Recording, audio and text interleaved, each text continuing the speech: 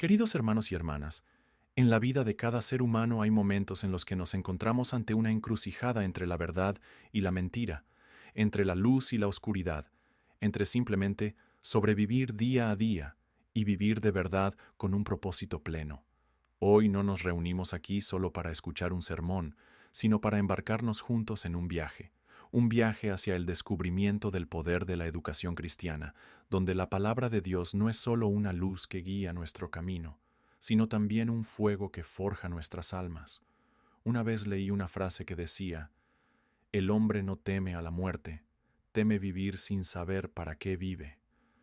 Y es cierto, si la infancia es esa tierra fértil que da forma al vasto campo de nuestra existencia, entonces las semillas que sembremos hoy, desde las Escrituras, desde la oración, desde la guía del Espíritu Santo, determinarán si cosecharemos la madurez o solo las malas hierbas del vacío. Imaginen a un niño con ojos cristalinos como espejos, absorbiendo todo a su alrededor como una esponja que se empapa de agua. Pero si ese agua es un río turbio de errores, de enseñanzas torcidas, ese espejo se empañará y esa alma se perderá. Llevo más de 50 años con la pluma en la mano y he aprendido una verdad innegable. Nada es más poderoso que la verdad sembrada en el momento justo, y nada es más peligroso que una mentira disfrazada de sinceridad. Hoy, juntos, vamos a desvelar los principios vivos de la palabra de Dios, principios que no solo nos mejoran, sino que nos transforman en las personas que Dios diseñó desde la mañana de la creación. Por eso, les pido que abran sus mentes, sus oídos y, sobre todo, sus corazones. Porque en los próximos minutos no solo vamos a escuchar, vamos a vivir de verdad en la libertad que solo la verdad puede traer. ¿Verdad? Rebuscados, educación cristiana. Qué bonito cuando hay un niño que está bien educadito, ¿verdad?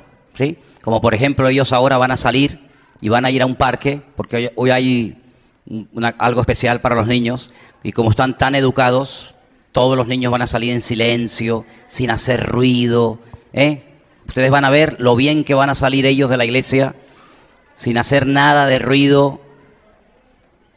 Miren qué maravilla, miren qué maravilla. Algunos se despiden como si no vieran nunca más a la madre, ¿no? Ok.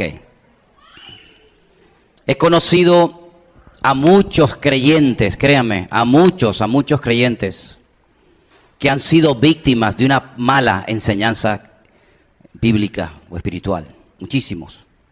Tengo un libro que lo compré hace muchos años, que tiene un título más o menos así: El poder sutil del abuso espiritual. Es un libro tremendo donde se cuentan testimonios de creyentes que tuvieron la desgracia de caer bajo la cobertura o bajo el ministerio de personas que no les enseñaron lo correcto, más bien todo lo contrario. Una de las señales de los últimos tiempos, como bien saben ustedes, es que se extenderán y proliferarán falsas profecías, falsas enseñanzas, falsos maestros, etc. Y por eso, cuando venimos a los pies del Señor, yo considero que el primer año, sobre todo el primer añito, es clave para la vida de un creyente. La infancia marca para toda la vida. Créame que hay personas que todavía están sufriendo con la edad que tienen lo que recibieron o no recibieron durante el tiempo de su infancia. Porque ya digo, la infancia te marca para toda la vida. Y es curioso porque hay gente que cuando son ya grandes, lo único que recuerdan son cosas de la infancia. Porque la infancia como que no se termina de borrar de la mente de todos y de cada uno de nosotros. Y cuando somos pequeños somos como esponjas, ¿verdad? Que recibimos todo tipo de influencias, de enseñanzas, todo es nuevo. Nuestro cerebro, nuestro disco duro está virgen y ahí va entrando y entrando y entrando información. Y ya el Señor, cuando comenzamos esta obra hace ya unos cuantos años atrás, nos hablaba, nos preparaba acerca de que aparecerían por este ministerio, por esta iglesia, personas que vendrían heridos, maltratados espiritualmente hablando, carentes de una enseñanza sana, de una sana doctrina, que trae madurez y trae estabilidad, ¿verdad? Y yo quisiera en esta tarde, empezando con esta serie sobre educación cristiana, que a la luz de las Escrituras, si tenemos que empezar de cero, empecemos de cero, pero que no sigamos siendo víctimas durante más tiempo de cosas que nos enseñaron mal y parece como que te perjudicaron y te dañaron de tal manera que parece que no terminas de despegar, no terminas de madurar. Ahora, observando a la gente después de tantos años, porque lo más difícil del mundo es trabajar con gente, créanme, he llegado a la conclusión de que algunas personas no es que no quieran ser buenos cristianos, ni se me pasa por la cabeza que con nosotros se congrega gente que no quieren crecer, que no quieren madurar. De verdad, créame que ni se me pasa por la cabeza. Pero yo observo que a veces la falta de madurez y la falta de crecimiento como persona afecta negativamente tu falta de crecimiento como creyente. Es decir, tú trasladas tu orgullo, tus complejos, tus ataduras, tus limitaciones, etcétera, etcétera. Tú trasladas todas las debilidades y carencias de tu carácter a tu relación con Dios. Y por eso muchas veces hay personas que no terminan, por así decirlo, de despegar, porque lo que hay que arreglar es un problema del carácter. No es un problema tanto de tipo espiritual, donde hay que orar y atar y reprender, etcétera, etcétera, sino es un problema a veces de carácter. Y hasta que ese problema, ese desequilibrio, ese desajuste de carácter no sea solucionado, tú no vas a ser mejor cristiano de lo que eres como persona. Si tú como persona eres una persona inconstante, digamos, ¿crees que como cristiano vas a ser más constante? Pues tampoco, no. Si tú como persona, digamos, tienes problemas de puntualidad, tienes problemas de falta de compromiso, no eres una persona seria, no eres una persona estable, emocionalmente hablando. Eres una persona que cualquier cosa te afecta, cualquier cosa te deprime, enseguida pierdes los nervios, la paz, el gozo. Todo eso cuando tú te conviertes al Señor, lo vas a trasladar. Y te va a costar, y observo que hay cristianos que les cuesta muchísimo, muchísimo mantener la victoria. Les cuesta muchísimo ser estables, constantes, firmes. Y son como por temporadas, ¿no? De repente lo ves una temporada que lee la Biblia, que se congrega, que incluso hasta dice que quiere servir al Señor y prepararse para servir al Señor. Lo ves dentro de un mes o 2 meses, si es que lo ves, y te lo encuentras deprimido, ya no lee la Biblia, ya no tiene ganas de congregarse. ¿Qué es lo que le pasa a esa persona? ¿Será un demonio? ¿Será un problema de tipo espiritual? La mayoría de las veces el problema es que la gente inmadura, irresponsable, superficial, vive en su relación con Dios como realmente en el fondo de su corazón ellos y ellas son, ni más ni menos. Y podría ponerle muchos ejemplos bíblicos, permítame solamente ponerles un ejemplo. El apóstol Pablo o Saulo de Tarso, como primeramente lo conocemos según la Biblia, era una persona que era muy perseverante en aquello en lo que se proponía. Es decir, él entendía que él tenía que hacer todo lo posible para impedir que aquella secta, aquel grupo, que después se les llamó en Antioquía por primera vez cristianos o mesiánicos o los ungidos, él entendía que él como rabino judío, él tenía que impedir que ese grupo creciera y se extendiera por la faz de la tierra. Y él se lo tomó tan en serio, pero tan en serio, que en su ignorancia, en su sinceridad equivocada, era capaz de viajar a naciones extranjeras, como lo encontramos en el libro de los Hechos, para ir a perseguir a esta gente y llevarlos a Jerusalén y forzarlos a renegar de Cristo. Porque él entendía que ese era su deber. Y él estaba sinceramente equivocado. Como hay muchísimas personas que son sinceros en lo que hacen, pero la sinceridad no es el patrón, no es la guía, no es el principio en el cual tienes que basar tus decisiones. Porque esas personas que se ponen explosivos en el cuerpo, sí, pueden ser tremendamente sinceros, pero es una sinceridad que los va a llevar a ellos y a los que están a su alrededor a la muerte. Luego, si basas única y exclusivamente tus decisiones en base a lo sincero que eres, te puedes equivocar y puedes ir directamente al infierno. Y te puedo asegurar que el infierno va a estar plagado de gente que fue durante la vida muy, pero que muy sinceros. Pero la sinceridad no salva. La sinceridad te puede llevar a la ruina.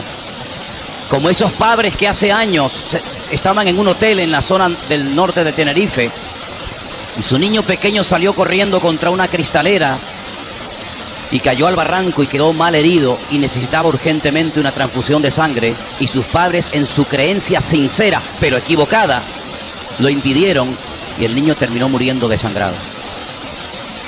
No se puede cuestionar la sinceridad de esos padres, pero sí se puede analizar que esa sinceridad estaba basada en algo equivocado, y lo equivocado te lleva siempre a la destrucción.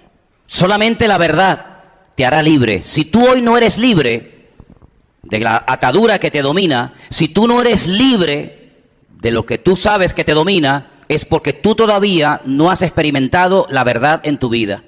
Porque la verdad tiene un poder liberador. La verdad dice que trae libertad.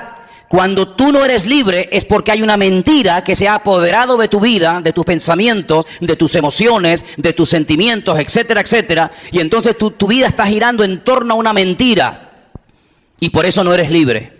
Y Cristo ha venido para traer libertad a los cautivos y vista a los ciegos y a proclamar el año de la buena voluntad del Señor, dice la Biblia. ¿Cuántos dicen amén? Ahora, el primer principio que vamos a compartir en esta tarde dice así, y lo vamos a poner ahí en la pantalla para que ustedes lo puedan leer y puedan, incluso los que quieren, tomar nota. El primer principio dice así: no permitas que el inconverso decida por ti. Me gustaría que lo pudiéramos leer todos en alta voz. No decidas que el inconverso decida por ti. Claro, la mayoría de ustedes trabajan con gente inconversa. La mayoría de ustedes dependen de gente inconversa, entre comillas, para poder vivir. El sueldo que recibes te lo paga un inconverso. La casa que alquilas te la alquila probablemente un inconverso. El coche que has comprado probablemente se lo has comprado a un inconverso.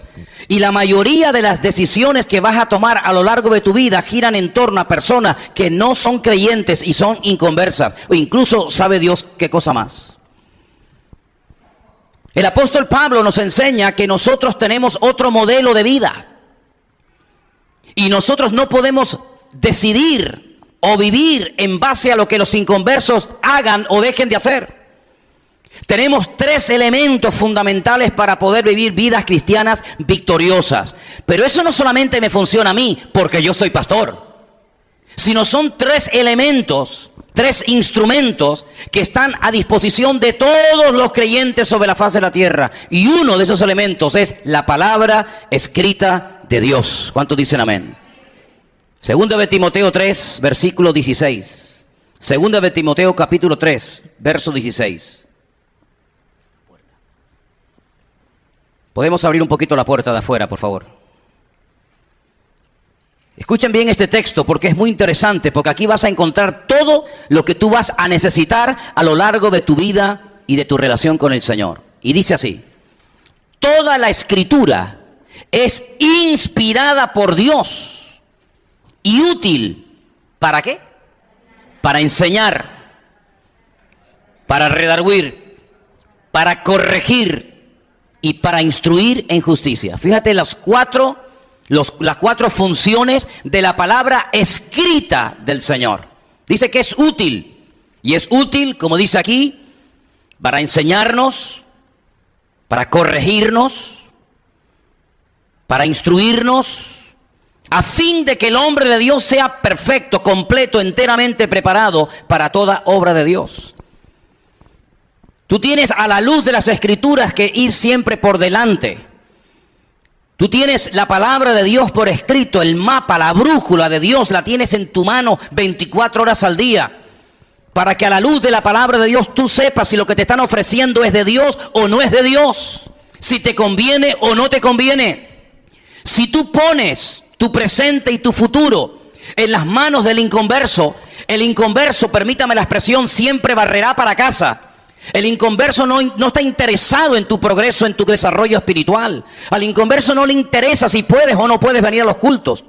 Al inconverso no le interesa si llegas a tu casa reventado, cansado, alegre, triste o deprimido.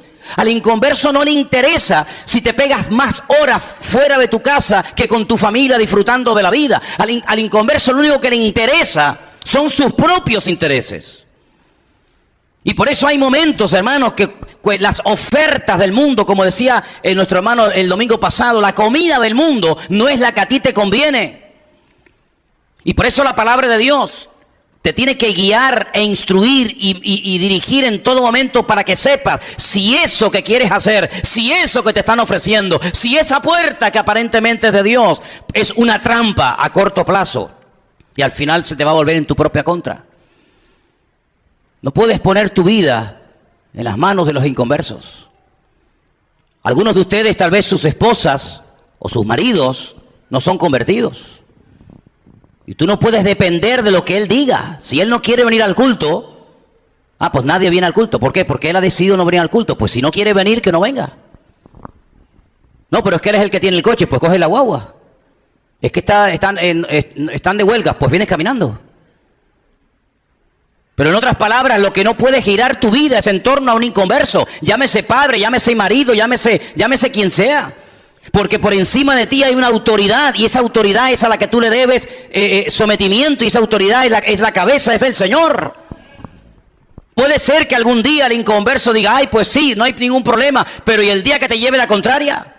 ¿Y el día que te ponga entre la espada y la pared, qué vas a hacer? Hay muchos creyentes que pierden su libertad por un dinero, por un simple sueldo. Pierden su libertad, hipotecan su presente y su futuro, porque parece que hoy en día el mundo gira solamente en torno a una cosa, el dinero. Y parece que sin dinero no hay paz, no hay felicidad, no hay estabilidad, no hay gozo, no hay nada. Pues la palabra del Señor nos enseña otro modelo, y si a usted no se lo enseñaron, no es mi problema. La palabra de Dios dice, el Señor es mi pastor y nada me faltará. Y si eso es verdad, o se cumple o no se cumple. Y si es verdad que Dios suple, pues que me supla. Y si es verdad que Dios me abre puertas, pues que las abra. Pero no podemos ir por la vida tocando por aquí, tocando por allá, llamando aquí, llamando allá, esperando que los inconversos decidan por nosotros. Discúlpeme si esto choca frontalmente contra tu modelo de vida. Pero como yo les he dicho en multitud de ocasiones, yo no estoy aquí para reírle la gracia a ustedes. Yo estoy aquí para enseñarles lo que dice la palabra de Dios. Y la palabra de Dios dice, no te preocupes por la comida, no te preocupes por el vestido. Pero Señor, si la comida y el vestido es prácticamente el 90% de nuestras preocupaciones cotidianas,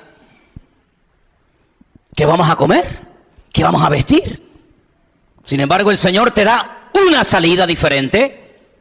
Claro, y aquí entra el factor de la fe, evidentemente. Buscad primeramente. ¿Ves cómo lo sabes? ¿Ves cómo lo sabéis?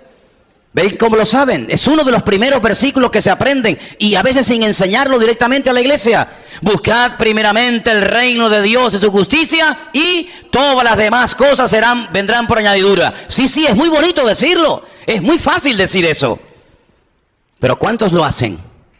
¿Cuántos verdaderamente lo hacen? Si verdaderamente eso es verdad, si la palabra de Dios es verdad, pues yo quiero ver esas promesas cumplidas en mi vida. Por eso hace poco yo les hablaba de que si tú no haces cosas diferentes, no puedes esperar cambios diferentes en tu vida.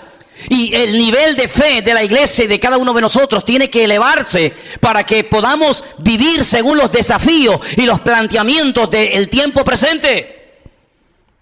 No podemos vivir una vida superficial. No podemos vivir una vida dependiente y única y exclusivamente de lo que nos diga, de lo que nos ofrezca, de lo que nos prometa. Increíble. Voy a ponerles un ejemplo bíblico. Había un joven en la cárcel que tenía el don de interpretar sueños. Un día, 2 presos que compartían celda con él le contaron un sueño. Él se los interpretó. Uno era el copero del faraón, otro era el panadero del faraón. Le dijo que los 2 saldrían de la cárcel, pero que a uno lo matarían y al otro le devolverían su cargo en la corte del faraón. Y efectivamente el sueño se cumplió al pie de la letra. Pero a uno de ellos, al que iba a sobrevivir, este joven llamado José le dice, acuérdate de mí. Exactamente las mismas palabras que el Señor Jesucristo pronunció en la cruz. momentos antes de entregarle su espíritu al Padre: acuérdate de mí. Pasaron años y aquel hombre no se acordó de José. José puso su confianza en ese momento en aquel hombre. Acuérdate de mí. Y el hombre no se acordó de él. Hasta que pasaron muchos años y el mismo faraón tuvo un sueño. Y entonces dice: yo conozco a alguien que estaba en la celda conmigo, que me interpretó mi sueño. Y si tú le das la libertad, él te puede interpretar el sueño que tú has tenido, que no hay nadie que te explique lo que significa. ¿Te das cuenta? Qué diferente aquel acuérdate de mí, aquel hombre, y qué diferente aquel acuérdate de mí cuando vengas en tu reino. Y en ese momento el Señor Jesucristo le dice a aquel hombre: hoy estarás conmigo en el paraíso. ¿Cuántos dicen amén? No miró a otra parte, no se olvidó del ruego de aquel pobre hombre de acuérdate de mí, sino que al instante el Señor le responde y le promete el cielo. Te levantaste esta mañana y desayunaste condenado a muerte, pero vas a acostarte, vas a cenar esta noche nada más y nada menos que en el reino de los cielos con el Señor Jesús. ¿Cuántos dicen amén? ¿Te das cuenta? Así que, hermanos, tenemos la palabra, pero tenemos un elemento que yo creo que sinceramente no somos conscientes del poder que tiene. Y es la oración. Si comenzáramos en esta tarde a buscar ejemplos bíblicos de gente que oró y estuvieron respuesta, estaríamos aquí hasta el 31 de diciembre.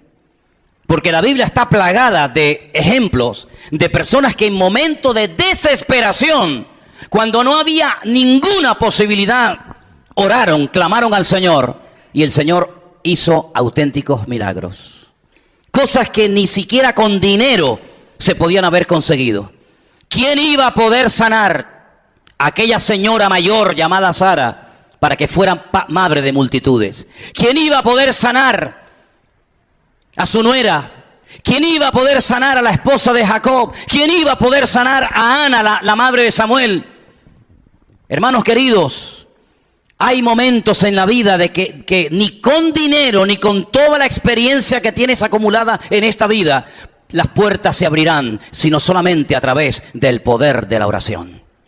Pero todavía confiamos demasiado en nosotros mismos, en nuestra experiencia, en nuestro currículum, en nuestros años, en nuestra madurez. ¿Y saben qué? Cada vez confío menos en mí mismo. Solamente tenemos que confiar en Dios. Porque tú muchas veces encuentras personas, permítame, con un nivel muchísimo más bajo que el tuyo, que consiguen trabajos extraordinarios. Y tú con un nivel espectacular no consigues.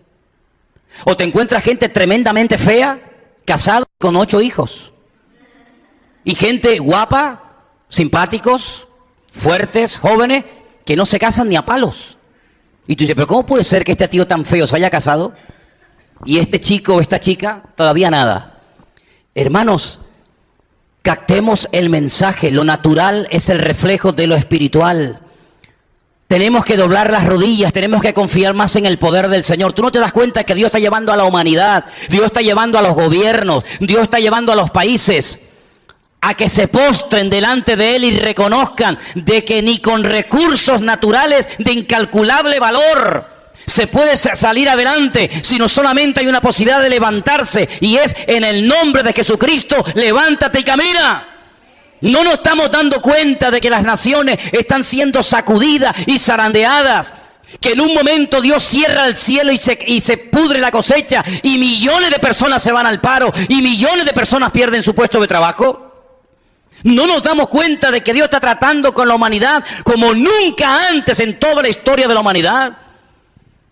Hay como un gran juego, conciertos, deportes, fútbol, manifestaciones, y la gente está como anestesiada y no se dan cuenta de que Dios está tratando directamente con las naciones y las quiere llevar al punto en el que reconozcan que sin Dios no hay esperanza, sin Dios no hay solución.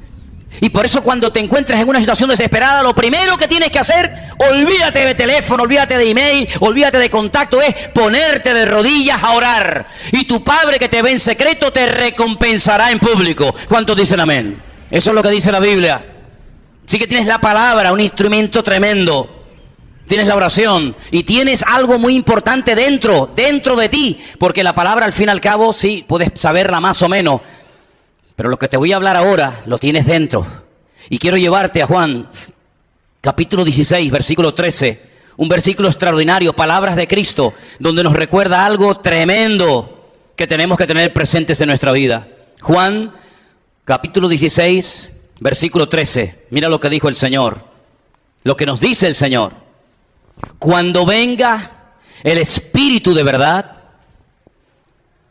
Él os guiará ¿a qué? A toda la verdad. Es decir, que todo lo que no es de la verdad no me va a guiar. Esto es algo maravilloso, porque no es será aquí, será allá, será esta puerta, será la otra puerta, será que tengo que llamar a este, será que no tengo que llamarlo. Señor, guíame a la verdad. Y así van a caer por el camino muchas cosas. No vas a perder tiempo ni energía, sino que vas a ir directamente a la verdad, porque no hablará por su propia cuenta, sino que hablará todo lo que oyere y os hará saber las cosas que habrán de venir. ¿Cuántos dicen amén? Así que no hace falta comprar el periódico de mañana para saber lo que va a pasar en el mundo. Aquí lo tenemos en la Biblia. La Biblia es el periódico no de hoy, de mañana. Así que con estos tres instrumentos o estos tres elementos, tú no vas a tener que poner tu vida en las manos de ningún inconverso, pues tienes la palabra, tienes la oración y tienes al Espíritu de Dios viviendo en tu corazón para guiarte, para amonestarte, para darte testimonio, para advertirte, para guiarte. Por lo tanto, siempre tú vas por delante, ¿te das cuenta? Y tú sabes perfectamente en todo momento qué es lo que te conviene, qué es lo que no te conviene, qué es lo que es de Dios, qué es lo que no es de Dios. Y por eso no te vas a llevar sorpresas ni desilusiones. ¿Cuándo se desilusiona la gente? ¿Cuándo se desanima la gente? Cuando espera recibir algo de alguien y ese alguien no se lo da y te llevas una desilusión. Yo creía que este señor iba a cumplir su promesa, yo pensaba que me iba a llamar, yo pensaba que se iba a acordar de mí, claro. Tú habías depositado tu confianza en esa llamada, tú habías depositado tu confianza en ese inconverso al fin y al cabo, y cuando no te dio y no te llamó y no se acordó de ti, automáticamente tu fe se vino al garete. Por eso con la palabra, con la oración y con el Espíritu Santo tú estás preparado y a ti no te toman las cosas por sorpresa. Es que yo sabía que Él no me iba a llamar. ¿Por qué? Porque ya mi Señor en oración ya me lo había dicho. Y por eso te vas a llevar sorpresas, pero no desagradables, todas agradables. Porque cuando te venga una bendición, entre comillas, sin esperarla, ya el Señor la había preparado, porque el Señor siempre va delante de sus hijos. Y Él tiene bien cuidado de todos y cada uno de los detalles de tu vida. ¿Cuántos dicen amén? Ahora, en todo esto, en el compás de espera, que es lo peor. Yo entiendo que cuando uno está esperando algo, ese tiempo de espera se hace eterno, ¿sí o no? ¿Me llamará? ¿No me llamará? ¿Me escribirá? ¿Dónde estará? Ese tiempo de espera es tremendo. ¿Cómo tengo que vivir? ¿Qué tengo que hacer? Dile al que está a tu lado, mantén una buena actitud en todo momento. Díselo, por favor. Mantén una buena actitud en todo momento. Si empiezas a quejarte, si empiezas a lamentarte, si empiezas, hermano, a decir tonterías, puedes perder la bendición de Dios. Y déjame que les diga algo, para que cuando te pase, te recuerdes que hoy te lo estoy enseñando. Antes de que venga la bendición, Dios te estará en un tiempo de espera, como que no pasa nada. Y tú dices, Señor, pero ¿dónde estás? ¿Dónde te has metido, Señor? ¿Hasta cuándo? Decía el salmista. ¿Hasta cuándo? Ese tiempo de espera es el instrumento favorito de Dios para tratar con tu vida. Así que recuerda esto. La actitud es lo que marca la diferencia. Hemos leído hoy una porción. Sonia nos leyó una porción donde una mujer no judía se atreve a ir a un judío a pedirle que haga un milagro a favor de su hija. El Señor Jesucristo se le queda mirando y la trata como se trataban en aquella época a las personas que no eran judías. Y le dice, yo he venido con un objetivo, yo he venido con un propósito establecido y diseñado en la eternidad por mi Padre. Y es que yo tengo que venir primeramente a las ovejas perdidas de la casa de Israel. Y a través de la restauración de la casa de Israel, el mundo entero llegará al conocimiento de la verdad. Ese era el objetivo inicial. Sabemos que después fue diferente. Por lo tanto, cuando una mujer no judía, sirofenicia, se le acerca a Cristo a pedirle por una hija que tiene unos problemones espirituales terribles, ella reconoce que sus ídolos, su religión, su cultura no les sirven de nada. Por lo tanto, tiene que reconocer que tiene que ir al Señor Jesucristo, que es judío, a pedirle socorro urgentemente.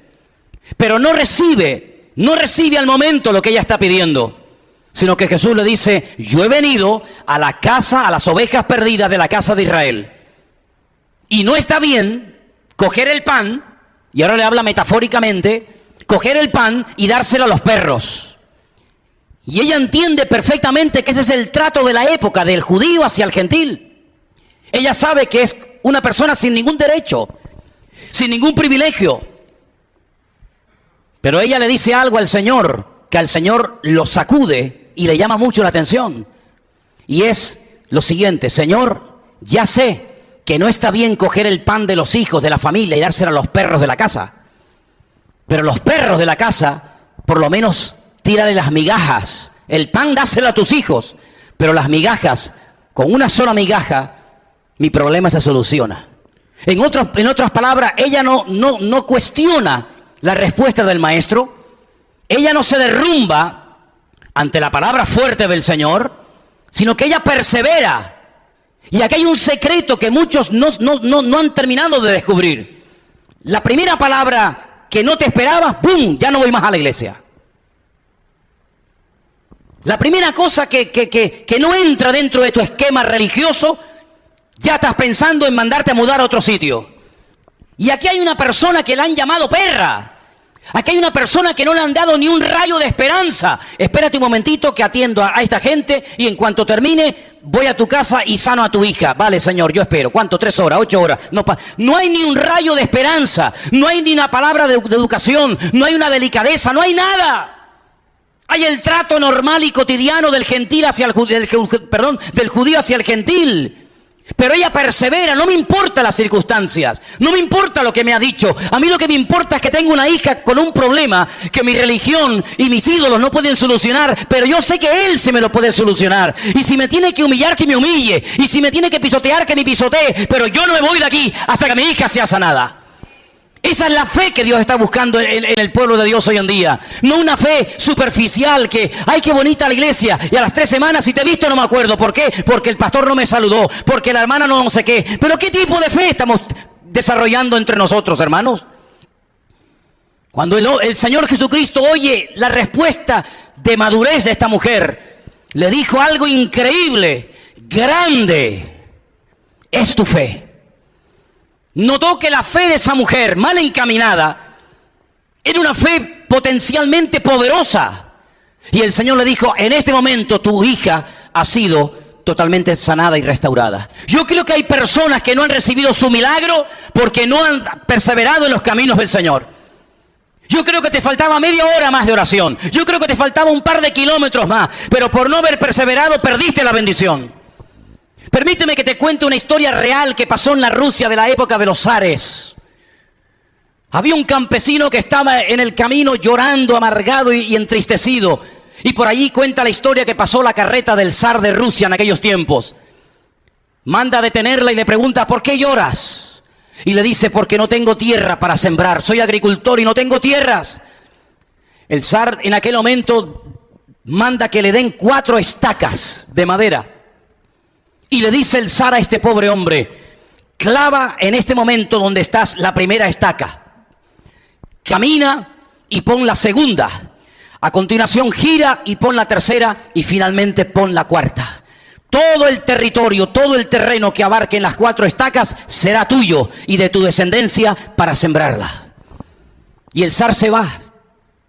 El hombre clava la primera estaca y comienza a caminar y a caminar. Y cuando está tentado a poner la segunda estaca, mira hacia atrás y se da cuenta de que el zar le dijo: donde ponga la segunda estaca y la tercera y la cuarta será tu tierra. ¿Por qué ponerla tan cerca de la primera? Si puedo caminar 20 kilómetros, y caminó, y caminó, y caminó, y después cuando ya estaba cansado pone la segunda.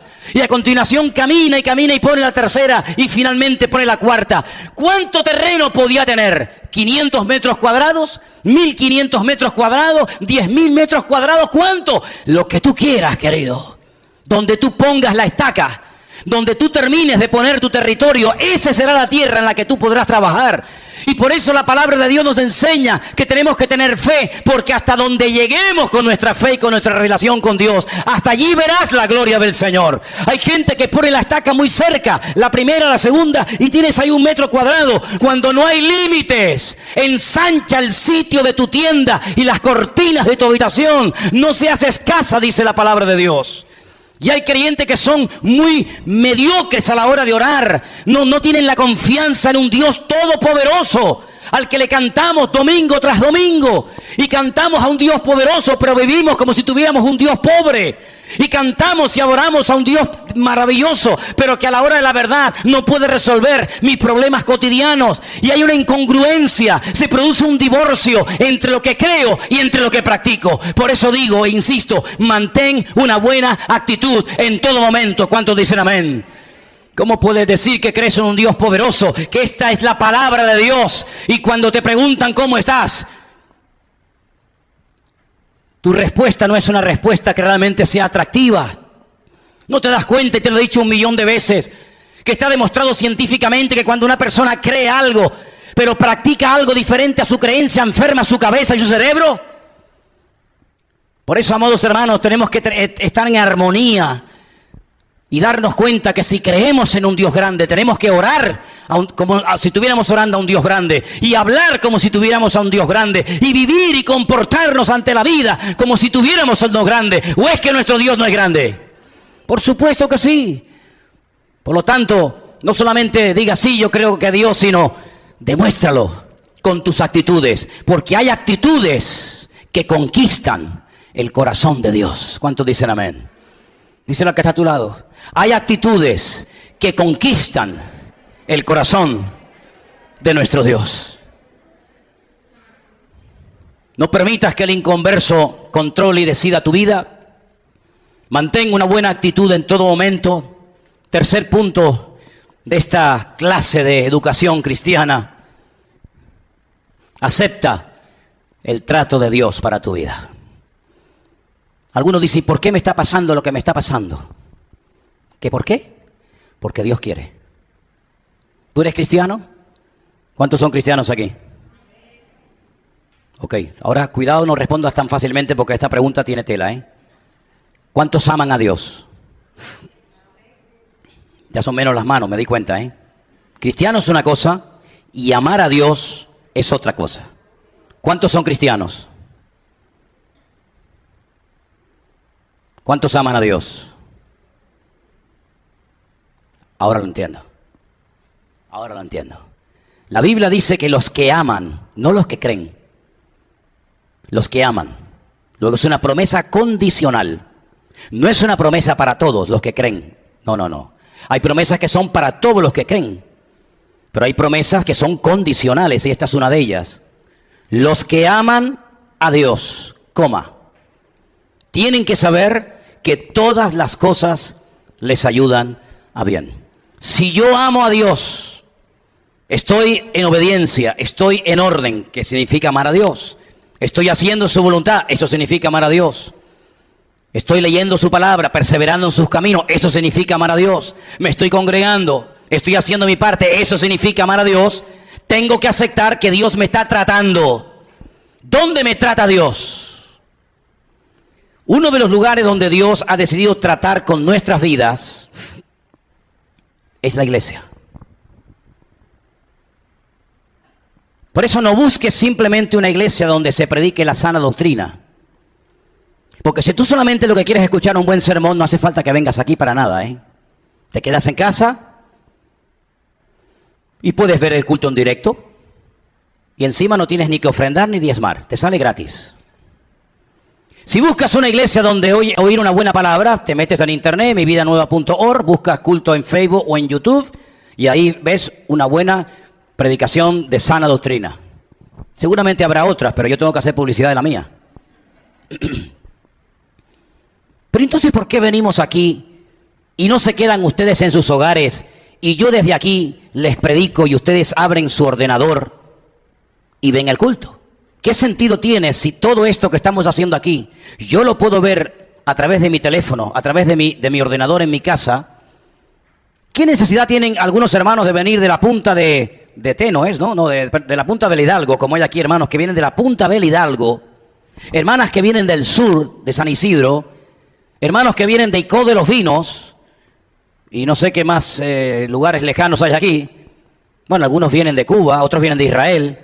Una hermana que dice, voy el domingo al culto, voy a ir al culto de Tenerife, ¿no?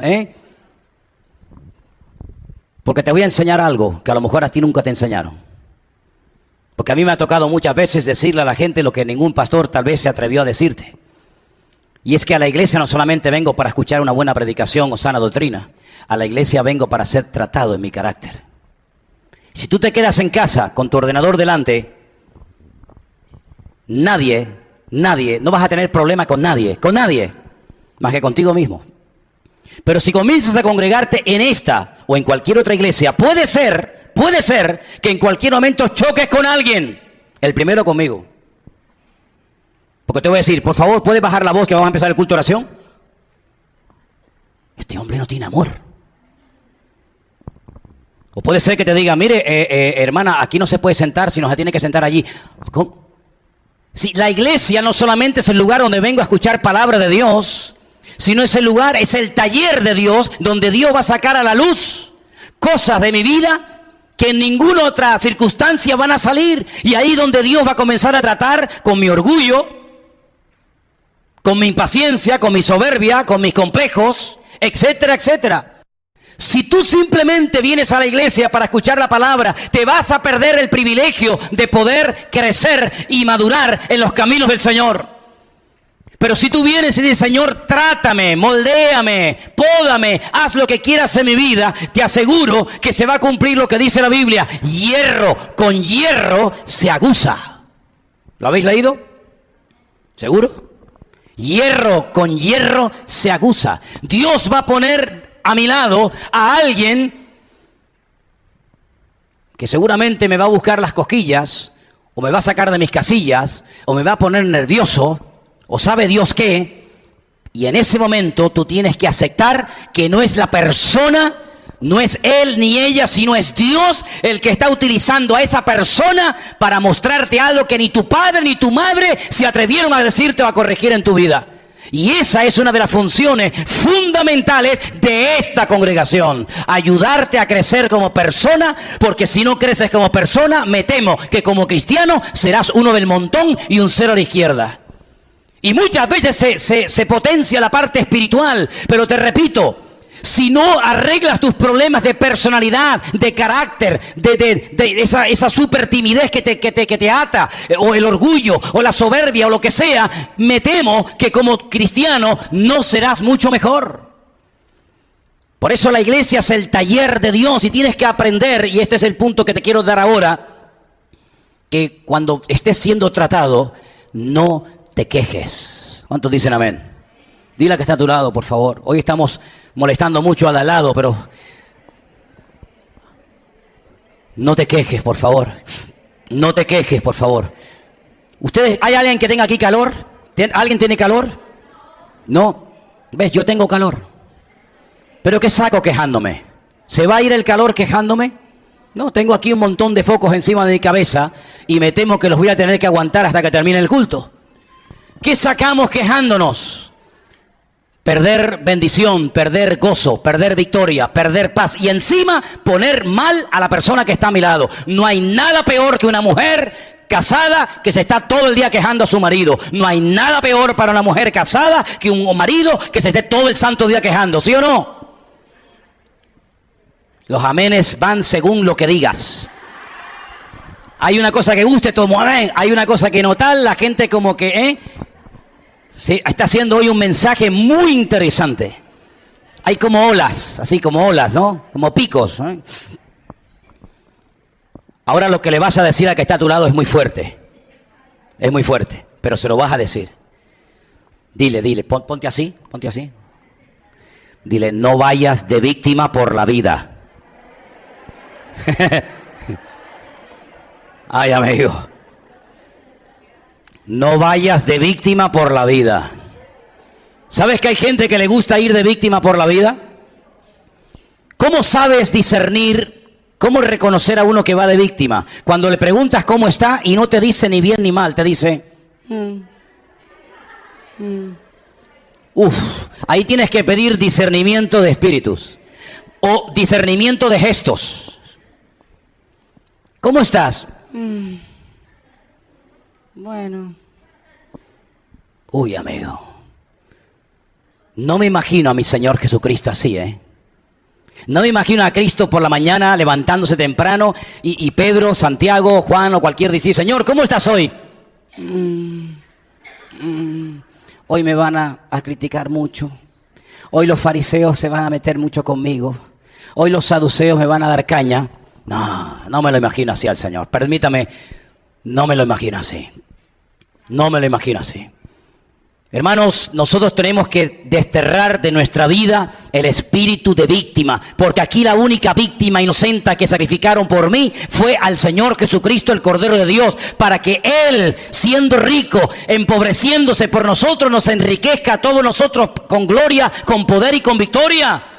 Quejarnos y de víctima, ¿por qué? Cuando la Biblia dice, y no lo digo yo, que somos más que vencedores, somos real sacerdocio, somos nación santa, somos pueblo adquirido por Dios para anunciar las virtudes de aquel que nos llamó de las tinieblas a su luz admirable. ¿Cómo voy a ir de víctima si la Biblia me prohíbe ir de víctima? Si la Biblia me declara vencedor y me declara, hermano, hijo de Dios. Por lo tanto, ir de víctima no tiene ningún sentido. Tienes que aprender a descubrir lo oculto en lo revelado. A ver cómo se come eso. Ponlo ahí. Descubrir lo oculto en lo revelado. Tenemos la revelación de la palabra y tenemos la vida natural en la que nos movemos. La vida natural en la que nos movemos es una sombra de la vida espiritual. ¿Vale? La Biblia dice que las cosas que ocurrían en el Antiguo Testamento eran sombra de lo que iba a ocurrir en el Nuevo. Bien. El mundo natural es un reflejo de lo que muchas veces está ocurriendo en el mundo espiritual. Todo este desorden, esta corrupción, este desmadre que hay, es la causa directa de que el mundo espiritual está siendo sacudido como nunca antes en la historia. ¿Saben por qué? Porque en el mundo angelical, en el mundo donde se mueven los ángeles, los serafines, los querubines y los demonios y el mismísimo Satanás, saben y perciben perfectísimamente que los tiempos se están acortando y que Cristo viene muy pronto. Y por eso Satanás lo que está haciendo es sacar toda su artillería y asustando al mundo e incluso a algunos creyentes, haciéndonos creer que esto se ha ido de madre y que el mundo va a ir de mal en peor y que los cristianos tenemos que meternos en cuevas porque no tenemos nada que hacer. Pues no, señor. La Biblia dice que la gloria postrera que experimentará la iglesia será mucho mayor que la gloria primera que experimentó la iglesia primitiva. En otras palabras, sí, es verdad que la maldad se multiplicará, pero también dice la Biblia que los que perseveren hasta el fin, esos serán salvos. Y nosotros no somos de los que claudicamos ni tiramos la toalla ante la primera crítica, ni ante la primera mirada, ni ante el primer mal gesto, sino que aprovechamos eso para crecer, para madurar y para acercarnos mucho más al Señor. Se aprende más llorando y sufriendo que riendo. Lo que se aprende llorando no se olvida nunca. Y si no, pregúntale a una hermana el parto. No lo olvidan nunca. De hecho, muchas veces he ido a lugares y las hermanas se ponen a hablar de cómo fue, de cómo no fue, que el niño salió, que bueno, sí, que entró no, si no salió, ¿no? Y salió porque es un dolor que te marca para toda la vida, pero es un dolor que trae el gozo de haber podido parir y traer una criatura a este mundo. Y en la vida cristiana, lo que se aprende riendo se olvida rápido. Pero lo que se aprende con lágrimas y con dolor y sufrimiento, no lo olvidas en tu vida. Yo no entiendo cómo hay gente que va a las iglesias a reírse. Hay iglesias que son auténticos circos, donde la gente va a reírse. Y sin embargo, las iglesias a lo largo de la historia eran lugares donde la gente iba y eran quebrantados y lloraban por la exposición de la palabra de Dios. Y los pecadores eran conmovidos al arrepentimiento, no a la risa ni al desmadre, como lamentablemente hoy en día encontramos muchísimos circos. Ahora, en todo esto que estoy hablando, yo quiero que tengas permanentemente a dos personajes en tu cabeza, por favor.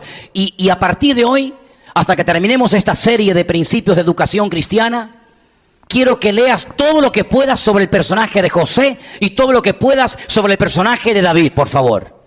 La historia de José te la encuentras en el libro del Génesis. Toda está en Génesis, ¿vale? Y la historia de David te la encuentras a partir de Primera de Samuel. Empápense de la historia de esos dos personajes, José y David. David y José.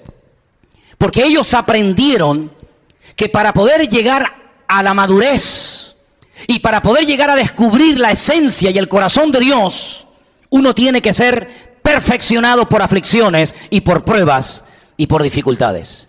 Ellos no rehuían del trato de Dios. Ellos entendían que si quieres madurar, tienes que pasar por el taller de Dios. Y además te digo algo. Se nota a la legua quién ha pasado por el taller de Dios y quién es un niño bonito que no le puedes hacer ni porque enseguida se deprime. Se nota a la legua. Quien está curtido en batallas, quien aguanta carros y carretones, quien aguanta lo que le echen, lo que le digan, lo podrás ver, como decía Pablo, como entristecido, mas siempre gozoso, como no teniendo nada, mas poseyéndolo todo, como desconocidos, pero bien conocidos, ¿verdad? Pues, hermanos, esas experiencias que se aprenden en el trato, en la lágrima, en el valle de sombra y de muerte, en la angustia, en la soledad, en la persecución, en la calumnia, en la mentira, en la incomprensión, esas lecciones son las que maduran al creyente y los que lo elevan a una altura y a una dimensión espiritual que es la que Dios está buscando en estos últimos tiempos. Y quiero terminar compartiendo el último digamos, principio. Hemos hablado acerca de no ir de víctimas, de no permitirle al inconverso dirigir nuestra vida, de mantener en todo momento una buena actitud, de aceptar el trato de Dios, de descubrir lo que Dios me está tratando de decir en lo que no veo, en lo oculto, por así decirlo. Como la iglesia es el taller de Dios, pero también quiero terminar diciéndoles esto. Mejorar no es lo mismo que cambiar. Y yo noto que hay gente que ha mejorado, pero no han cambiado. Cuidado. Se cuenta la historia de un hombre que vivía más abajo de un primer suelo, de un primer piso. Y la humedad del jardín le tenía la pared de la casa llena de humedad. Ratones, cucarachas, insectos se le metían en la casa porque vivía por debajo del nivel de tierra. ¿Qué es lo que hacía? Compraba botes de Flea y echaba Flea a diestra y a siniestra para las hormigas, para las cucarachas, para los insectos. Ponía trampas para que no le entraran ratones ni ratas. Ponía una especie de mallas o de redes para que se quedaran ahí pegados los bichos para que no entraran en la casa. Y de vez en cuando parece que las cosas cambiaban, pero no era verdad. Las cosas habían mejorado, pero no habían cambiado. Toda la vida iba a tener que estar con la misma historia, con el Flea, ¿verdad? Con la red para que no entren los bichos, rascando la pared y volviendo a pintar, rascando la pared y volviendo a pintar, porque mejoraba la situación, pero no cambiaba nada. Hasta que un día alguien le dijo, ¿y por qué no te cambias de piso? En vez de vivir allá abajo, ¿por qué no te vas arriba al ático, al más alto? Y cuando ese hombre trasladó su vivienda y sus muebles y su familia a lo alto del edificio, se dio cuenta de que no hacía falta ni red, ni pintar, ni Flea, ni nada, porque no solamente había mejorado su nivel de vida, sino que había cambiado. Había cambiado. Y yo te pregunto a ti esta tarde, como creyente, ¿tú estás mejorando o estás cambiando? Pregúntate eso seriamente.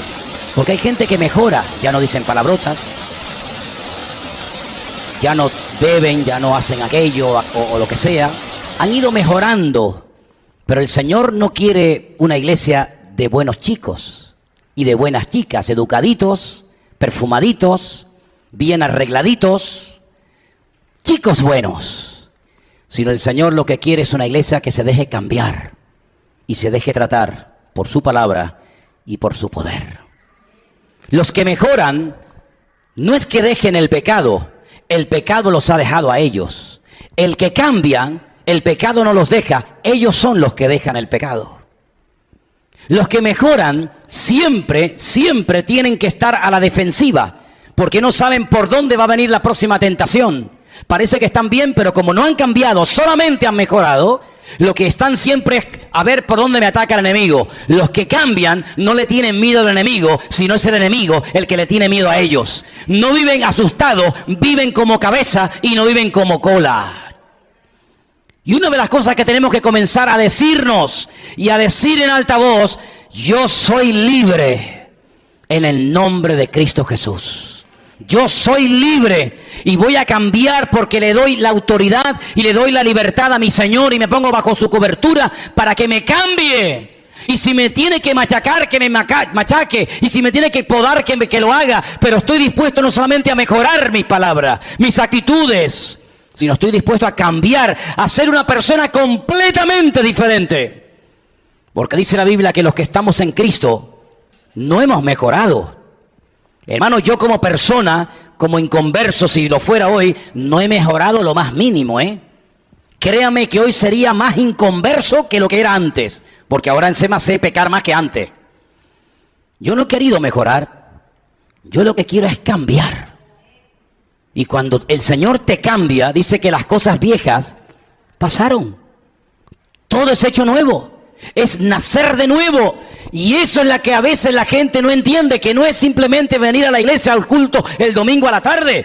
Hombre, si tú estás aquí, ¿a quién se le ocurriría aquí hacer cosas malas? A nadie, porque el mismo ambiente es propicio para que te portes bien, para que no hagas tonterías. Pero ¿y cuando sales de este ambiente? Ay, amigo, cuando no te ve nadie, cuando estás solo, a las 3 de la madrugada, ¿qué estás viendo? ¿Qué estás tocando? ¿A dónde vas? Has mejorado, pero no has cambiado, amigo. Y lo que queremos con estas clases que empezamos hoy, con estos estudios de educación cristiana, es cambiar radicalmente. Algunos han cambiado de país, gloria a Dios. Otros han cambiado de iglesia. Otros han cambiado de aspecto físico. Pero lo que queremos es cambiar por dentro. Porque si no cambiamos por dentro, por mucho que cambiemos por fuera, a donde vayamos nos seguimos llevando nuestros problemas y nuestras debilidades. Lo que queremos es cambiar radicalmente, ser una persona completamente diferente y ser la persona para la cual el Señor permitió que yo naciera y llegara hasta el día de hoy, hasta este punto de mi vida. ¿Cuántos dicen amén? Cierra tus ojos, por favor, vamos a orar. Comenzamos hoy estas clases, estos principios de educación cristiana. Seguiremos, Dios mediante, cada domingo hasta que Dios lo permita. Y lo que queremos en esta tarde, con la ayuda, por supuesto, del Señor,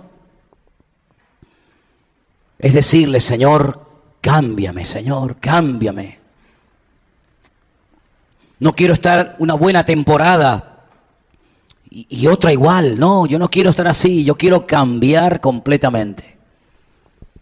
Eso es arrepentimiento, ¿sabes?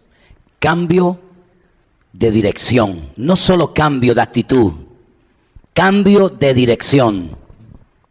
De tal manera que ahora comienzo a aborrecer el pecado.